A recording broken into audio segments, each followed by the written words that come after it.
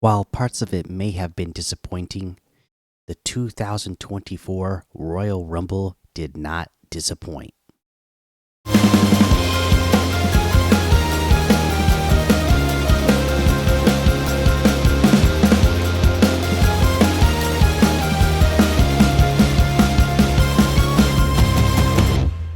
Welcome back to the Marked Wrestling Show. I'm your host, Mikey, and we are here to review and give our instant reaction to the Royal Rumble 2024.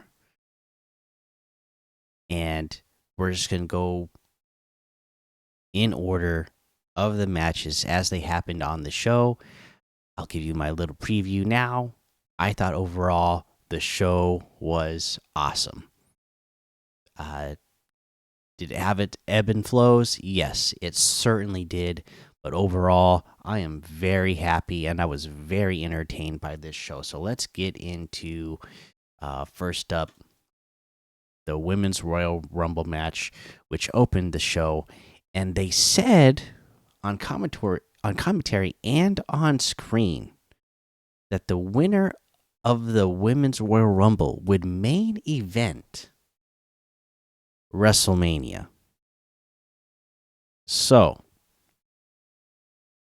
very, very interested to see what the makeup of WrestleMania weekend is going to be already. If the Women's Royal Rumble winner is going to main event WrestleMania, that's one of the nights. Then there's, when we get to the Men's Rumble, we'll talk about that. But to me, that's got to be main event. So there's a lot of other people that are fighting for that main event spot on WrestleMania. Going to be very curious to see how this plays out. All right. But let's talk about this Women's Rumble. We'll just kind of quickly run through. So the Royal Rumble in general this year, not a lot of great build. Me and a friend have been talking about it. Not the Royal Rumble wasn't really built very well this year, storyline wise, going into it. But to me, like I said, that's why I was so excited about this year's Rumble, because going into it, you didn't really know anything. But there was a lot of possibilities for who could win on both the women's and men's Rumble. And both sides didn't have a lot of people declare ahead of time that they were going to be in the Rumble. So it was like, okay, the majority of the spots are not already taken. So a lot of people could show up that I'm not expecting. Or, and I don't know what number they're entering at. So this is going to be fun. And certainly it was. I mean, Jordynne Grace made an appearance from TNA champion Jordynne Grace. Joined the Women's Rumble. And that was amazing to see her on there and to be in the match as long as she was. I don't have the numbers in front of me or anything exactly how long she was in, but she was in for quite some time. And she got a lot of moves in. I don't remember if she actually eliminated anybody during the match, but she got a lot of good spots in during the match, so that was cool.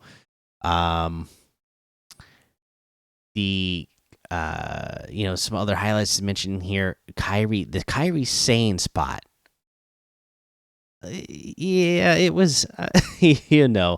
I've already seen a lot of the memes of the Kairi Sane holding back the train like Spider-Man. The Tobey Maguire Spider-Man, and that's funny. That spot though, like I think the just in general, the camera work was not great tonight. I think that's a hard spot to hit, and they were already zoomed way in uh, on the foot area of where Kyrie Sane's feet were, uh, and it looked like her feet did touch before she actually got, set up that way to make it look epic, like she was holding on for dear life. You know, uh, eventually she pulled her feet up some more up the siding there, um, and it looked cool, but it, you know, to the naked eye, kind of looked like her feet maybe had already touched. And she ends up falling off and being eliminated anyways. But just the camera work for that spot. We had, we had Roxanne Perez in here. She hit Code Red on Piper Niven with the help of Bianca Belair, I believe, was the one that delivered the kick so that Roxanne could pull the move off. And again, oh no, it was Zelina. Sorry, it was Zelina Vega that was hitting it on Piper Niven, and then the kick was from Bianca Belair, I believe. So Zelina giving an awesome move to somebody, like 5 times her size.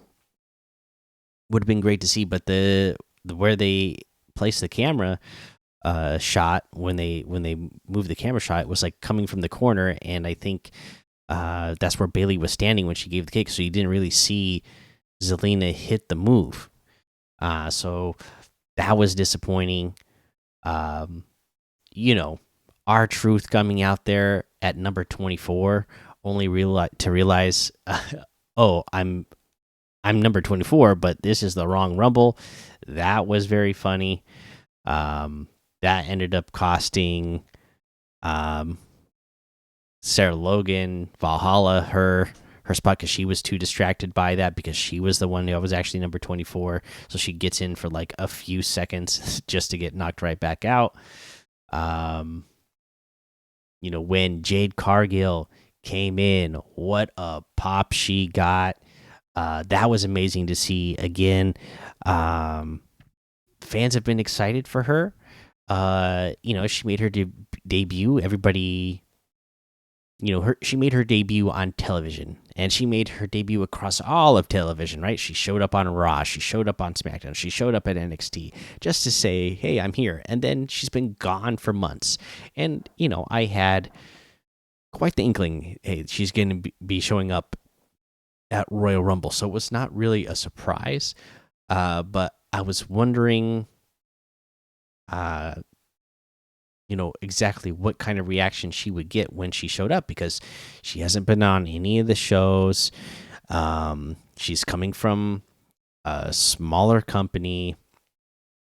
So I was kind of worried, like, well, to me, this is a big deal that she's here. And they made it seem like it was a big deal when she got signed. They made sure that all the sports media outlets knew about it and wrote about it, and they themselves put out a lot of statements about it, and again made sure that she was seen across television. But then she was gone for so long. So when you're a fan of somebody, you really want it to go well for them. So I was really wanting it to go well for Jade Cargill, because I think she is a star in the industry and will be for years and years to come. So I was so pleased by the crowd reaction when she got out there, and then when she got in the ring, started going at it with Nia Jax. That's one in the future that I'm excited to see. Just what we saw out of the Rumble was already good. Them going at each other, and then Jade Cargill just showing her strength. They really made it a point throughout the Rumble, as they do every year with somebody who's bigger than everybody else in the Rumble. Lots of people are trying to eliminate them all at once, right? Well, no different here. Nia Jax, throughout the time that she's in, there's different people trying to pick her up. Piper Niven, another big wrestler, tries to pick up Nia. Couldn't do it, right? And we've been seeing this the last couple of months of women trying to do big slams to Nia Jax and not being able to pull it off. Right. So, we see at one point like the entire ring, everybody that's there. I don't remember how many women were in there. Like there was like 10 other women in there already, all trying to uh, help each other eliminate Nia Jax at once, and she just pushes them all away at once, and sends everybody flying all at once, right? So you see how strong Nia Jax is. So then to get Jade Cargill in there, finally she's the one, and she does it on her own. Lifts Nia Jax up, puts her on her shoulders, and then flips her over and slams her on the mat. That was awesome. And then, of course, to pick her up again all by herself to throw Nia Jax over the top rope. Big, big stuff there. And then Jade Cargill facing off with Bianca Belair. They don't even touch. Perfect again. Perfectly played. Let that sit there. Let everybody get that in their heads that they want to see Jade Cargill and Bianca Belair go at it one day. But they do. They everybody else is kind of tired and just had big moves done to them, so everybody else is kind of laying around. So Jade Cargill and Bianca Belair have a moment to meet each other in the middle of the ring and have a little face off, stare at each other face to face, and get the crowd excited about this future matchup that we know is going to happen one day and that is hopefully going to be awesome when they get to it. They had that cool spot with Tiffany Stratton, who made her debut on the main. No, she's been on the main roster before, right? Anyways, she she's in the Rumble here. She gets in there, pulls off some big moves right away, off the top rope, jumping into a crowd of people, looking impressive. Again, Tiffany is one that I think she's been ready for the main roster for a while. But I really like that spot where Tiffany is pulling on Bianca Belair's hair on the outside of the ring, right? Like, there's no way Tiffany doesn't eliminate Bianca Belair there without eliminating herself. There's just like no possible way. But she's so desperate to eliminate Bianca in that moment. She's just holding on for dear life to Bianca Belair's hair and trying to eliminate her as well. That Bayley's able to go over there and take advantage of it, kick them both over the edge. We end up with a Jade Cargill,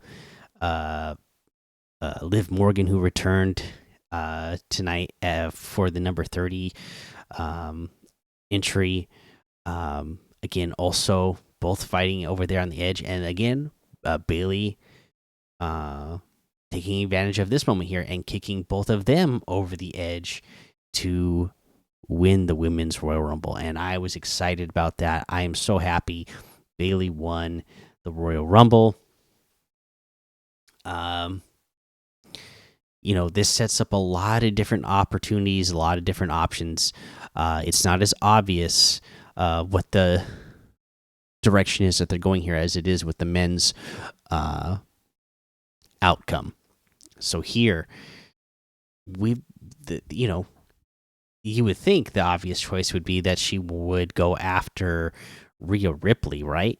Because that would bring another title to their Damage Control faction. And I think that would be a good match, and it would be another chance for Rhea Ripley to get another win over another 4 Horsewoman member, the original 4. But also, man, just the idea in my head that, and they've been laying the groundwork, that Damage Control keeps kind of pushing Bayley out. They keep making plans without her. Dakota seems to be making plans without Bayley and speaking for the rest of the group. Whereas, that used to be Bayley's thing, but now Dakota seems to be talking for the group more and more. And leaving Bailey out of it. So has Bailey been feeling that? She even reacted unkindly, like not. She didn't seem too happy when Asuka and Kairi Sane were entering the Royal Rumble. Right? She kind of looked like, what? Like, I thought I was just going to be in this myself, and I was going to win this for the group. What are the other members doing in the Rumble here tonight? So she could challenge Io Sky, and what kind of storylines could that set up? Right now, Bailey has been feeling that she's getting pushed out, and then she decides, okay, well, you guys are pushing me out anyways. I'm going to go after that title, and then it's Bailey versus an entire faction on her own. Do we get the return of babyface Bailey? I sure would love to see it. It's been years since we've had it. And just think, I mean, when she first debuted on the main roster and she was doing that gimmick, it didn't really get over, right? You had the inflatable guys, flopping around on the stage, and then she's going around and giving hugs to everybody, and it got. I feel like the overall fan base got tired of it quickly. Like she was too good of a baby face. Well, now we've seen her be bad, but she's so good at it that everybody enjoys it and respects her, right? So now if she goes back to being a baby face because there's an entire faction going against her, I just would think that people would be ready to see her turn back to being a baby face, and that they would embrace it even more than they did the first time around, and the reactions would be so much better because then she actually has like a real bad heel group to be playing off of. When she first showed up as just a straight up baby face, she wasn't really playing off of any particular, like, oh, this is these are the bad guys, or bad guy that's like trying to hold me back. She didn't have that, but now you would have that built-in story with Damage Control. I could get behind watching that through WrestleMania. So there you go. There's the Women's Royal Rumble. Congratulations to Bailey. Really excited for all the possibilities out of that one. Let's get to our next match. And this one surprised me right away because it was the Fatal 4-Way Universal Championship match. Roman Reigns versus Randy Orton versus AJ Styles versus LA Knight. I did not expect that one to be the second match of the night. Once that happened, I said, oh, okay. Well, that means they're planning something for the Men's Rumble. And, are these Roman Reigns matches are they played out a certain way? They are, but they are told so well. I just love Roman Reigns matches. These multi-man matches that Roman Reigns does, they're always masterclass in storytelling, and entertainment. I was very entertained by this match. We had a lot of good spots where one LA Knight has Roman pinned, but then AJ just falls into them to break up the pin. And then a little bit later, AJ Styles hits the Styles Clash on Roman and then puts him in the pin, but LA Knight breaks that pin up. Okay, so now Roman is going for a Superman punch to Randy Orton, but Randy hits an RKO on him. So now Roman Reigns has taken the finishing move of all three of his competitors in this match. Randy Orton goes for the pin, and yes, of course, Solo comes to interfere with the match. He grabs the ref, drags him out of the ring before he can count to 3. It's a Fatal 4-Way match, so there's no disqualifications. They can get away with it. And yeah, just uh, do you expect um there to be outside interference with the bloodline? Absolutely. I understand for some people, maybe that feels overdone to them or tired, but to me, no, that's what the group does. That's the whole point of having the group, of having the family, you know, is to be there for these moments to make sure that the championship title stays in the bloodline. That's the whole point of it. It would be very strange if they just all of a sudden started now not showing up. We need some storyline reason why they wouldn't show up, and we haven't gotten to that part of the story yet.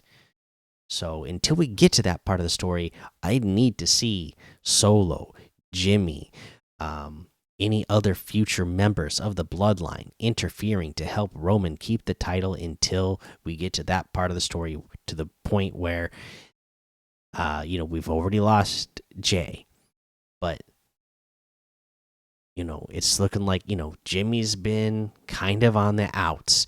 It's already been alluded to that maybe they want Solo to step up to be the head of the table one day. And maybe some people are feeling like it'd be better if it was sooner rather than later. These are things that we're looking at, but we're not quite there yet. So keep hitting this formula, because this formula works. And then once you break the formula, because you can't just do something twice and then say, oh well, that's the formula, let's break it now. No, you got to do something, you got to repeat something a few times. That way, once you break that formula, then it feels really like, whoa, okay, now I wasn't expecting it, because I've just gotten so used to something, I wasn't expecting something else. Um, then that's when you do. We're getting close. We're getting very close, but not quite there yet. I think very soon we're going to see more fractures in the bloodline, and reasons for this group to uh, be fighting with one another. Like, I just can't wait to get through WrestleMania season and see where the bloodline story goes from there. All right, so there's your Fatal 4-Way: Roman Reigns. Oh, did I even mention it here? I don't think I even got through the end yet. Solo, he comes in here. He stacks Randy and LA Knight. And then the cool spot here was AJ Styles comes from the outside, hits that phenomenal forearm uh, on Roman, and Roman gets stacked on everybody. So now AJ Styles has everybody else stacked, and he goes for the pin. But of course, they all kick out. Chaos kind of ensues. LA Knight gets. I think he got hit with something, I'm not sure. But then Roman hits a Superman punch, then hits a spear on AJ Styles, gets the pin, gets the win, and he is still your reigning Universal WWE champion. So there you go. There's that match. Let's get to our next one. Next up is Logan Paul versus Kevin Owens for the United States Championship. All right. This one, very good match. Again, Logan Paul just was so good right out of the gate, annoyingly so. But he really was. And then Kevin Owens is always just amazing. So they had a good match. We're gonna skip to the end here right away, because some guy named Jeff came out and started getting involved in causing a distraction. I don't even know who this guy was or anything. I just not all into the uh, Logan Paul social media sphere. I don't know all the people around him or whatever. So this guy's like causing distraction. So then Waller and Theory run out, and they leave some brass knuckles for uh for Logan Paul. Logan Paul picks him up, puts him on. The ref, he doesn't notice this whole thing going on. Kevin Owens, of course, does. So he rips the brass knuckles off of Logan Paul, uses them himself. He puts them on, and he uses them to knock out Logan Paul. The ref's counting 1, 2. Before he counts to 3, he sees Kevin Owens' hand. He sees the brass knuckle, stops the count, ends the match, disqualifies Kevin Owens. Logan Paul is winner by disqualification, keeps his championship, and of course, Kevin Owens is angry about that after the match is over, and decides to beat up Logan Paul some more, which is always fun to see. And that was the end. Unfortunately, Kevin Owens loses, and Logan Paul's still your champion. We did hear that he just signed a new contract with WWE, and that maybe he's going to be planning to be wrestling a little bit more than he does currently. So, not a huge surprise there.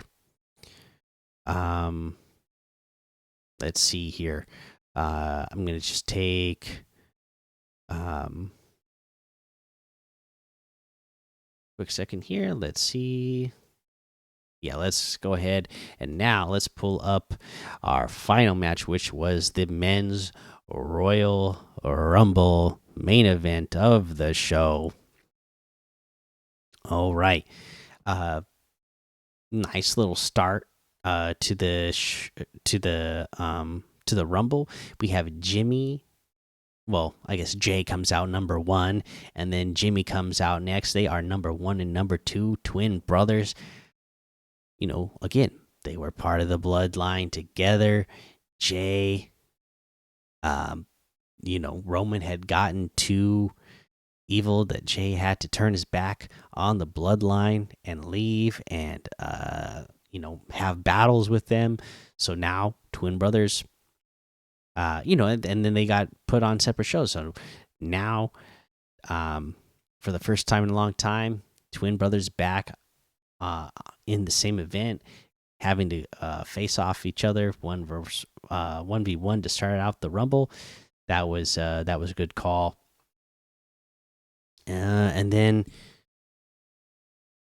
let me see here. Let me grab something real quick.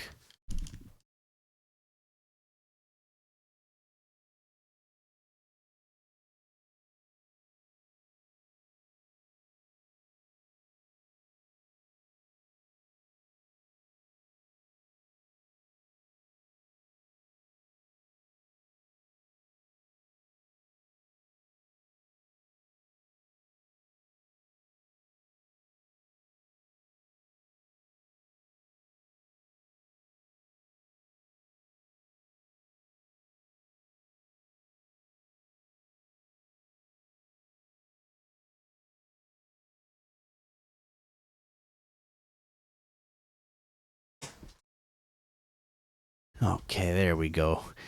Misplaced my list there for a second, but we did get a surprise in this one. Again, one that was not much of a surprise because there'd been so much news about Andrade leaving AEW, but Andrade did show back up here at number 4, so it was good to see him. I was excited to see him because I think he's a phenomenal performer. But it just didn't feel like that big of a surprise. I feel like we knew that one was coming. Carmelo Hayes got in there in the beginning. I felt like it was a little bit opposite of the Women's Rumble. The Women's Rumble started out slow and then it really picked up towards the end. Where the men's, it was really hot in the beginning. Somewhere in the middle, it really slowed down, and then of course it picked back up at the end. But they started out hot, with Jey Uso, Jimmy Uso, Grayson Waller, Andrade, Carmelo Hayes, Shinsuke Nakamura, Santos Escobar. Those first seven right there, they were all out there putting on a show. Then Karrion Kross came out, Dominic Mysterio, Carlito, Bobby Lashley. They were putting on a show. Luke Kaiser, Austin Theory. It was all, Finn Balor. They were all putting on a good show. Um, no real big spots or anything, but we had when Karrion Kross was out there, AOP came out to ringside to kind of keep an eye on the situation. He gets eliminated. He's angry, so then he pulls Bobby Lashley over the top from the outside. Bobby he gets hit over the top rope, and then the Karrion Kross, who was already eliminated, pulls him off the apron, eliminating Bobby. And then boom, they start brawling. AOP join in on the brawl, and then of course the Street Profits come out to help Bobby. So then you got these two groups, fighting all the way back to the backstage part again. So you had that, and then you had Ludwig Kaiser come out, Austin Theory, Finn Balor. And then, as I said in the preview, the guy I wanted to win the Royal Rumble, Cody Rhodes, comes out at number 15. I feel like they had to do that, at least give him, half of what he got last year, since he got to come out very last year. They had to say, hey, well, we can't do that again, so we got to make sure that he comes out way earlier than that. Let's do it halfway. So let's have him come all the way out at 15. So that's what Cody does, comes out at 15. I was excited because I'm a big Cody fan. And then just a couple spots later, we had Bronson Reed. Then Kofi Kingston came out at 17, just a couple spots later. And then I was kind of disappointed. I mean, he did good, but we didn't get a Kofi spot this year. I guess because the Kofi spot that he messed up, was it last year or the year before last year? Messed it up, kind of messed up the streak of him having like this big silly spot every year where he's like nearly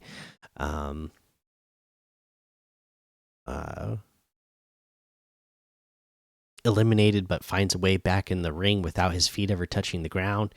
I guess since that streak ended, I guess they're just saying, okay, well, we're done with that. We're not going to do it again for a little while. Maybe they'll do it again another year, and again it'll be one of those things where when it comes back, everybody's going to really pop for it because we haven't seen it in a couple years.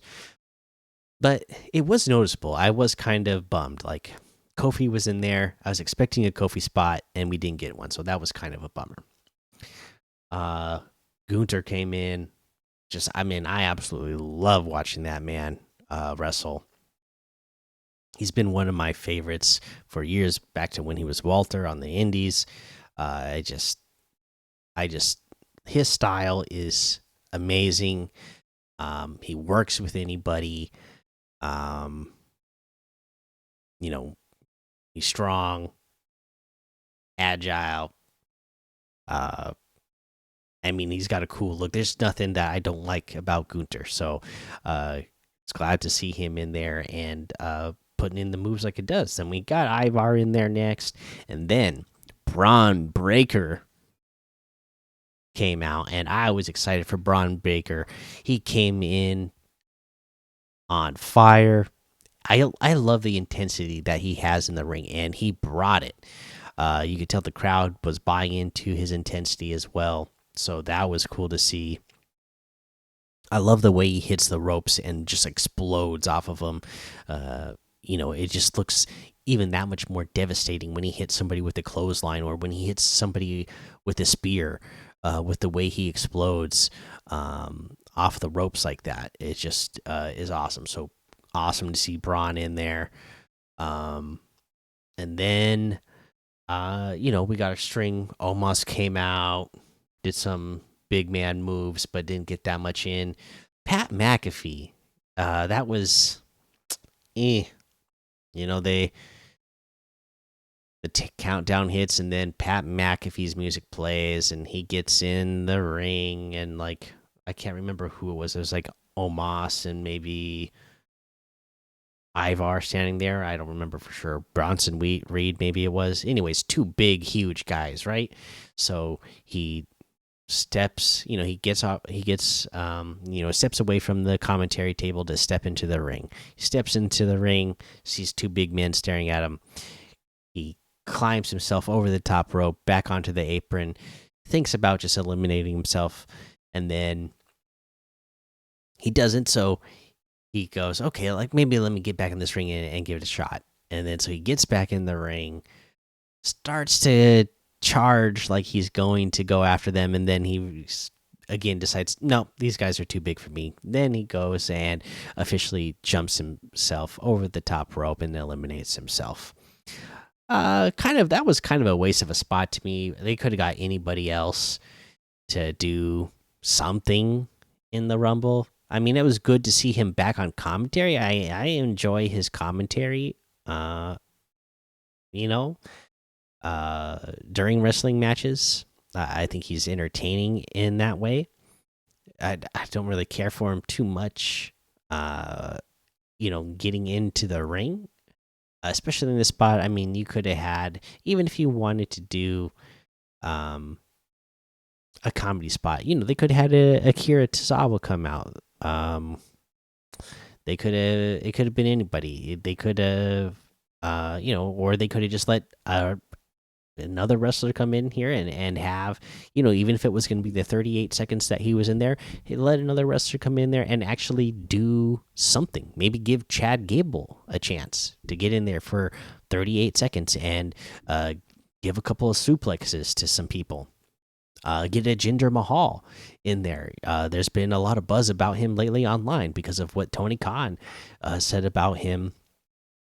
On Twitter randomly, responding to like the USA Network account, and then so you could have gave him 38 seconds to do something in the Rumble. Just a lot of options. There's so many wrestlers on the roster that we didn't need this spot, so that was kind of a disappointment.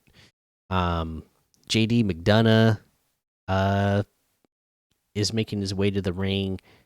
I can't remember how he doesn't get in the ring right away, but he ends up not getting in the ring right away. Then R-Truth comes out at number 24, as we previewed in the Women's Rumble. That's what he would do. So he comes out at number 24. This somehow causes some sort of distraction for JD. JD gets, thrown into the ring and then promptly thrown right back out. So that was good to see. Funny spot, and don't care too much for JD McDonough either, so didn't mind seeing him eliminated as fast as he was. The Miz came out, then Damian Priest. CM Punk came in at 27. The crowd popped for that. They were excited, and that's pretty late to be coming in the Rumble. That gives you a good chance to win, and we all know CM Punk wants that main event spot. He's got a good number entry to make that happen. Then Ricochet comes out. Drew McIntyre comes out. Now he's got a great number to get the job done. Sami Zayn, another one of my favorites from this generation, comes out at number 30. So now he's got a really good chance of getting this done. And we're working. A lot of fun spots happening. And then we get to the final four that I was thinking maybe this could be the possible case, but yeah, we get down to a Drew McIntyre, a Cody Rhodes, a CM Punk, um, a who was the fourth person that was in there at the end? Now I'm drawing a blank. Was it Gunter? That's what I was thinking it was, but now I'm not positive. Anyways, we get down to them, and uh, yeah, Punk and Cody, they're kind of staring at each other, but they both go and attack Drew and Gunter first. Then everybody's brawling. Drew McIntyre gets eliminated. Gunter gets eliminated. Then we are down to Cody Rhodes versus CM Punk to end the Rumble. And I love that they gave them a while to actually go against each other. It became a one-on-one match for a little bit, right? Um, but they're both exhausted. This is CM Punk's first televised match in WWE in 10 years. He hasn't wrestled in a while after getting suspended and fired in AEW. So we're thinking, okay, he's maybe not in as good a shape there, even though he came in late. He's been, he's a little bit older now. He's got a lot of, he doesn't have as much conditioning in the ring lately as his competitors do right now. So maybe he's tired a little bit. He's going through some battles with some big guys here at the end too. So he's tired a little bit, but he's he's hitting go to sleep. Can't quite take advantage of it though, because again, exhausted. We see Cody trying to hit Crossroads, right? They're battling back and forth. Again, just having a fun time watching this. And then, finally make it happen. Cody, he hits Crossroads on CM Punk. He gets him up. He gets him out of the ring. Cody Rhodes is your winner. Cody Rhodes is going to WrestleMania, and I am rooting for Cody Rhodes to finally finish the story, win that championship for your dad, hold it up to the sky at WrestleMania for your dad, then wear it proudly around your waist for however long to come. It's time. This man is it's his time right now. He is the future of this company. He is the face of this company for the next few years.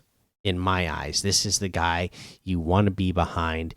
You want him out there doing the interviews, doing the promos, doing the radio shows, doing the morning shows, doing everything.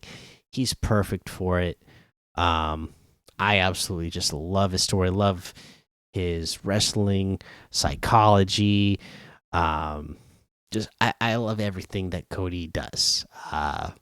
I'm a fan of it. So I was very, very pleased with the outcome of this. He gives a shout out to the Elite in his win. He goes and stands up on the corner. He puts up the too sweet symbol. He gives it a couple of kisses. He blows the gun, so he's shouting out the Young Bucks and Kenny. I'm very curious to see how does that play with a Punk as well, right? Obviously, he's got his problems with the Elite. He just got suspended and fired for from there at one point, having brawl out with those guys, and Cody during his win, kind of paying homage to those guys and his time with them. Very interesting. So he does that. He points at the sign, and then Roman Reigns up in a corner skybox. Cody finds him out there in the crowd. He's pointing to Roman. He's yelling at Roman. It is no question what we're getting at WrestleMania 40. He's not going after Seth. He is going after Roman Reigns. He wants that Universal title. He wants revenge. He knows he had Roman Reigns defeated last year. He had him in the ring, 1, 2, 3. Should have had that win. But again, it was a bloodline. They cheated.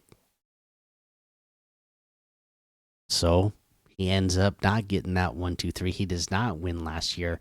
This year, he's made his journey back to get back to this same place so that this time he can finish the story. I'm excited for it. Let's go. All right, that was the men's Royal Rumble. And then just a couple other general things overall. Yeah, just a couple things, just disappointing, right? I mean, I was excited for a bunch of surprises, and people showed up that were not in the company before, that are in the company now, like an Andrade, like I mean, who else? I mean, Naomi obviously made a return. I forgot to mention that in the women's, but Naomi returned as the number 2 entry of the women's. So you got a couple of people re-entering into WWE. Jordan Grace obviously was a surprise because she's not in the company. She works for another company and a champion of another company altogether. So we saw that with Mickey James, but Mickey James, that made sense because she was a legend in WWE. Even though she was working in TNA at the time, it was like, okay, but she's a WWE legend. It's makes sense for her to get a chance. But Jordan Grace, somebody's not worked in WWE main roster, like big time stuff. So for her to get a big a spot as she did during the Rumble as a champion of another company was good to see. It was surprising, but just not the not as much as we were thinking we could have seen. We didn't get a Sasha Banks. We didn't get an AJ Lee. We didn't get an Okada. We didn't get an MJF. I know these are all people fans were hoping to get a chance to see in the Rumble. No matter what, I did not think Sasha was going to show up because it's just been too much out there that she's for sure going to AEW. I did not see there being a chance of her, going to the Rumble and then going to AEW. Whereas you could say, oh, but why wouldn't they want Sasha there even if she's going somewhere else? If she's not signed there yet, they could get a big rating and get a big pop for Sasha showing up. Yes, but with WWE being a company that has other rival companies, I don't think they would want to give somebody like a Sasha, who is already a huge star, they wouldn't want to give her a big shine right before she goes to another company. They're not going to say, okay, well, we know you have an agreement with this other company, but do you want to just do the Rumble with us anyways before you officially sign that contract so that we can have you and make you look really good right before you go to this other company? I just don't think, even with Vince finally being fully removed, which was that again a bummer that was something that was looming over this event and this weekend. But even with that, with him being gone, I just don't think as a company, it's just not good business, right? It's not as something that a company's gonna do. And then just because CM Punk is back, I think people were hoping that AJ Lee could make even some sort of a appearance in this, but didn't get that. And then for me, just outside the company for the men, oh man, I sure would have loved to seen Okada enter the Rumble. Yeah, I mean, he's such a huge star in Japan. I have a lot of friends that just don't understand how big Okada is in Japan. Like, he is a celebrity there. I have friends that just go like, oh yeah, he's the top guy in that Japanese company, right? Well, yes, but he's not just that. He's like, if you don't know Okada, he's the rock of Japanese wrestling, right? He's the celebrity. He's the guy that is not just known for wrestling. He's like famous across Japan for just for being as famous as he is, for having people don't understand that like he's got a famous wife over there. His wife is a famous actress in Japan. Like they are like like celebrity royalty over there. So it would have been awesome to see him come to America and test that out in WWE, because to me, you don't go. No shade on AEW, but they're not. I mean, at this point, they've only been around for a few years. They're not as big as WWE. They don't have a Royal Rumble event. They don't have a WrestleMania event. And I wanted to see Okada at those types of events, the biggest of the big, the legendary events. Yeah, I was kind of bummed that he wasn't in, and that we're not getting to see him, because now that makes me think, since we know he's officially leaving New Japan and he's not in the Rumble, he must be going to AEW, and we've already seen him wrestle there, so it's not going to feel that exciting to me. And then of course MJF, that's another one. I was not surprised that he didn't show up, but I know that a lot of fans wanted him there. I just was not surprised. I think MJF has been re-signed with AEW for a long time. I know he's been saying the bidding war of 2024 for the longest time, this, that, and whatever, but I just, at a certain point, I stopped believing it, and I feel like he must have had a deal already in place with AEW, but they were just playing that storyline out. So yeah, that was a couple disappointing things. So it's not to say that the Royal Rumble was perfect, because it wasn't, but I think it was still a great show. I really enjoyed my time with this one. Let me know what you thought. What did you think of the Women's Rumble? That's one that I've seen, again, mixed reactions to it when I've looked online a little bit. I see people saying like, "Oh, it was so boring. That was so boring." And again, it was pretty slow.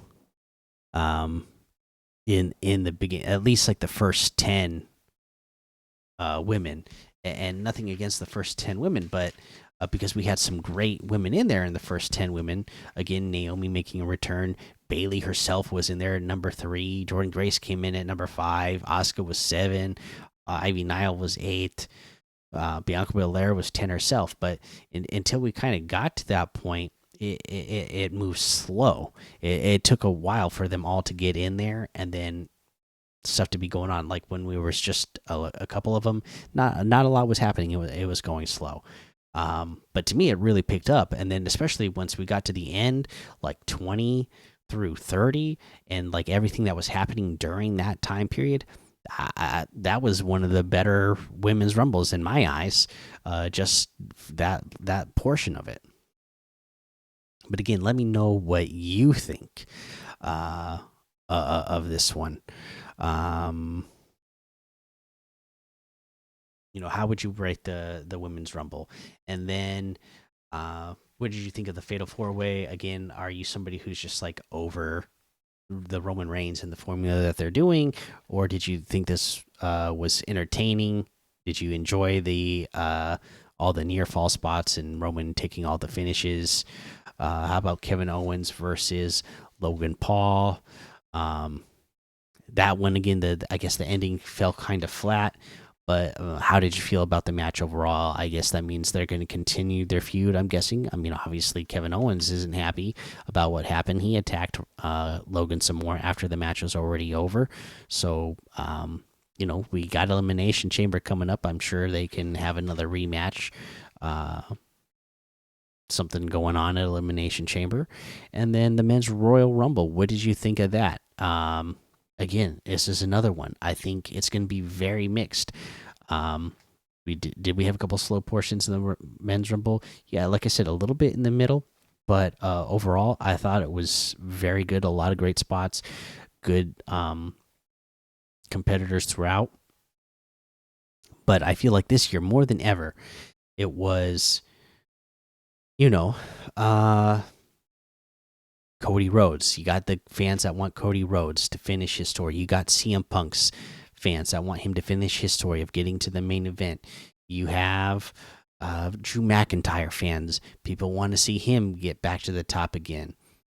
Uh, there was a lot of choices, a lot of different ways for this one to go. So I don't think all the fans are agreed on what they want. So I don't expect every one of you to say, well, yes, it went exactly the way I wanted, because it just seems like so many people wanted different things that to me, that's actually what made this one very entertaining and very exciting, because I really had no idea which way they were going to go, because it didn't feel like, hey, everybody's behind this one guy, so they have to make it that guy that wins, otherwise it's going to be disappointing. Or, hey, it's so obvious that this guy is going to win that everybody's, going into it thinking, well, it's obvious that guy's going to win, so we're kind of, it's not that great of a reaction because everybody expected that to be the outcome anyways. That wasn't the Rumble this year. It was like, hey, there's seriously a handful of guys that different portions of the audience want to win. And you could make a great case for any of them to win, so you really don't know. That's what made it entertaining to me. But let me know, what did you think of the Royal Rumble? Did you think it was entertaining, just the men's Royal Rumble, just the match itself up until the end, and then the end? Let me know, what did you think? Are you happy with the outcome? Is that what you were rooting for, or were you rooting for somebody else? Let me know in the comments. All right, that is gonna be the episode. Please like and subscribe, hit the notification bell, leave the comments I asked for. I want to hear all your thoughts. And then, if you're listening to the podcast version, please 5-star rating and a written review. That helps out this show. Hit the follow button, the subscribe button, whatever you need to do, depending on what platform you're on. But please do it. And yeah, that is gonna be the episode. We'll see you next time.